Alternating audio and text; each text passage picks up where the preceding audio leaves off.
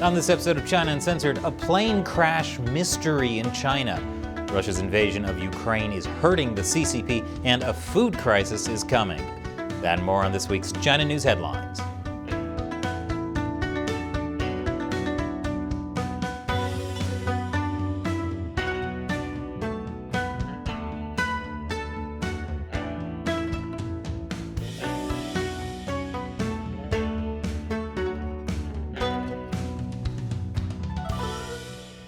Welcome to China Uncensored. I'm Chris Chappell.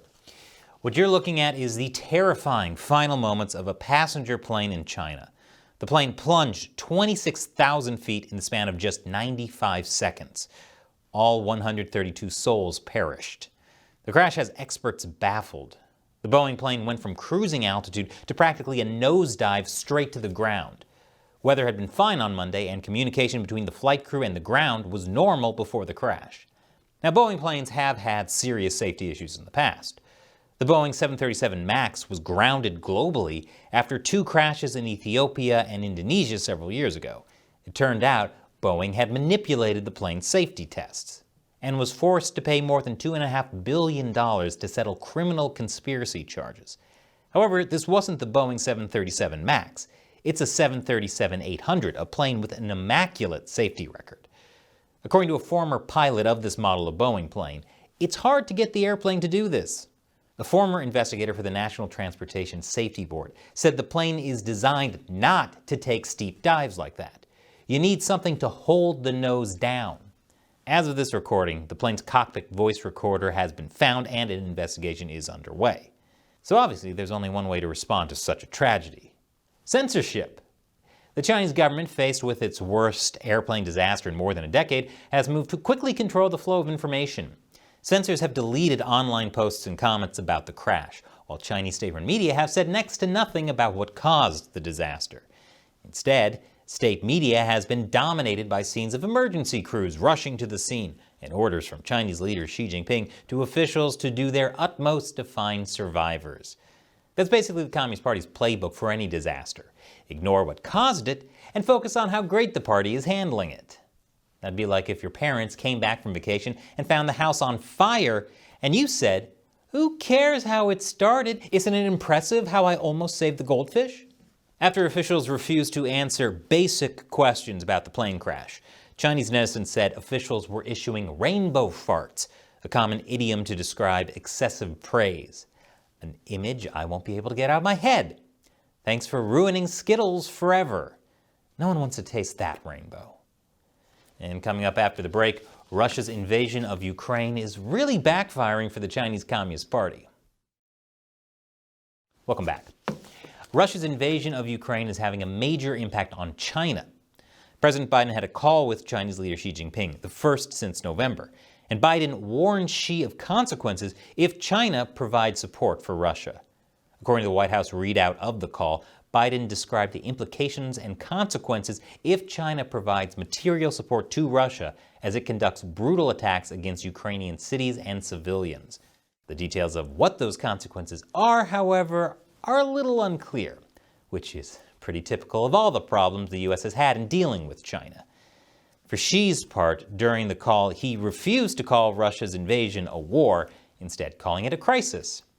Replacing the word war with crisis is the weirdest form of censorship I've ever seen from them, especially when watching movies Crisis Horse, World Crisis Z, and The Crisis-Eors. Xi Jinping also used a favorite Chinese saying of his: "Let he who tied the bell on the tiger's neck take it off," which means that's all America's fault. Although Xi also said the U.S. and China must shoulder our share of international responsibilities and work for world peace and tranquility. In other words, the U.S. has to work with China. For more on that, check out this recent episode about how China wants Russia to be the new North Korea. I'll put a link to that below.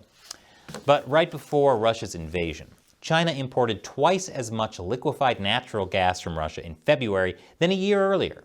That's why China is concerned about what it calls spillover from sanctions on Russia. The sanctions on Russia are really getting in the way of China doing its regular business with the country. For example, China's Asian Infrastructure Investment Bank has suspended all activities in Russia.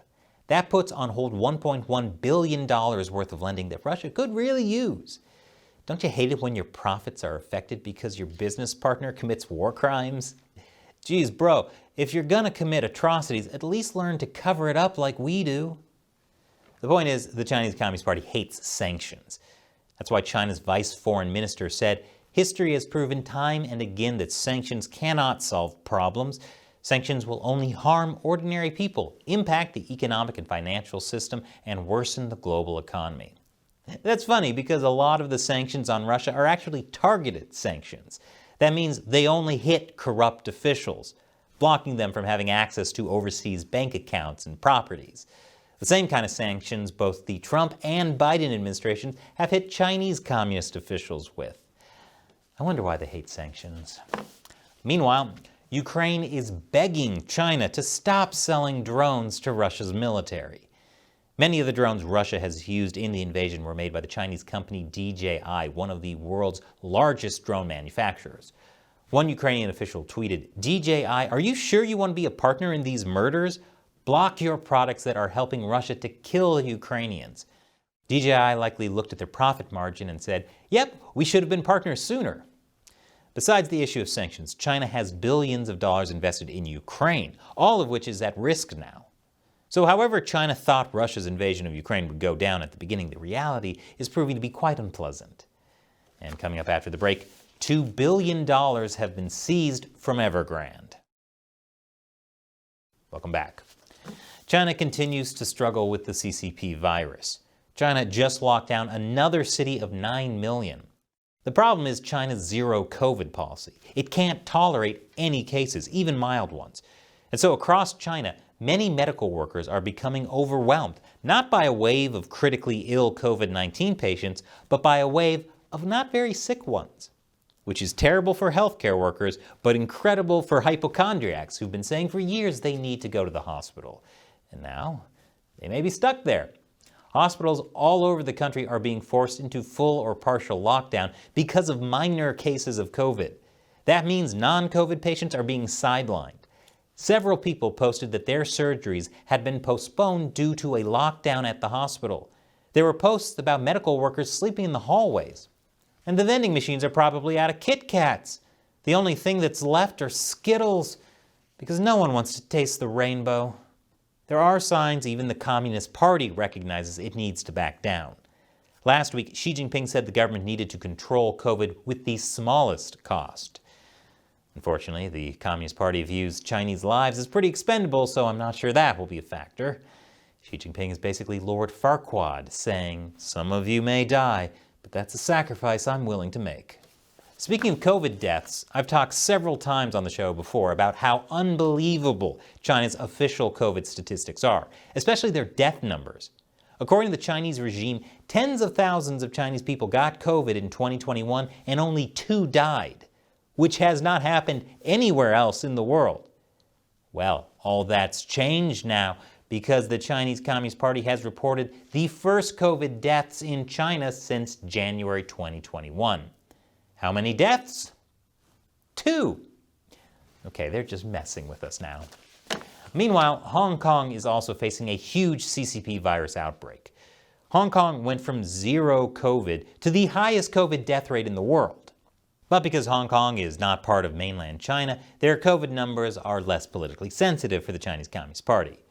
They can always blame the Hong Kong government for messing up. So the death rate is actually accurate. And as it turns out, 87% of people who died but were vaccinated got Chinese-made vaccines. Chinese vaccines aren't effective? Well, that's only something Chinese officials have admitted. But there are other diseases plaguing the Chinese Communist Party. The crisis over Chinese real estate giant Evergrande continues. $2 billion in assets have been seized. You see, Evergrande said that it won't be able to meet the March 31st deadline for publishing audited results for 2021.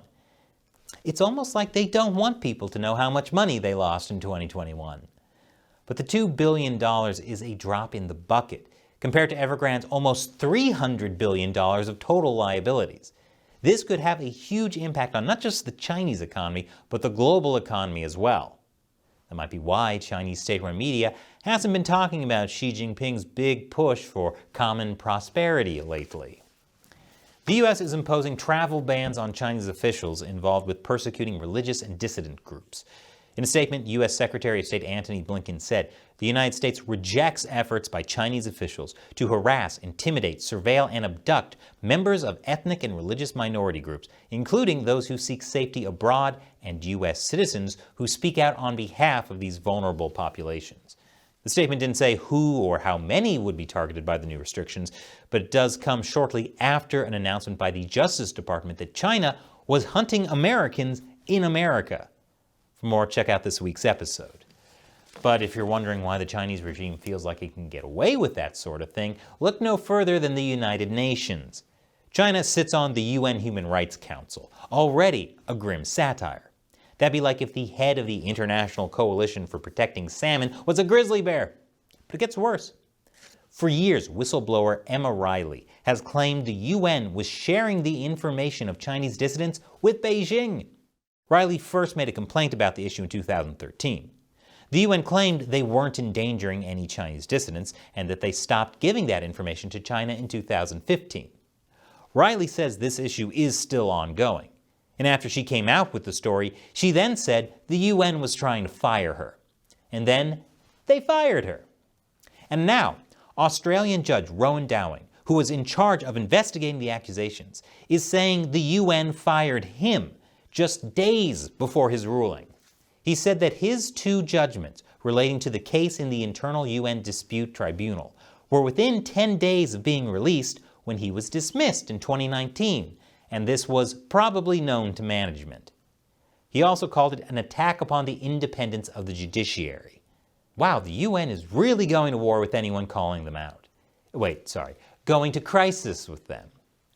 If that wasn't enough, to give you a better idea of how horrible the UN is, UN Secretary General Antonio Guterres was the guest of honor alongside Vladimir Putin at the Beijing Winter Olympics.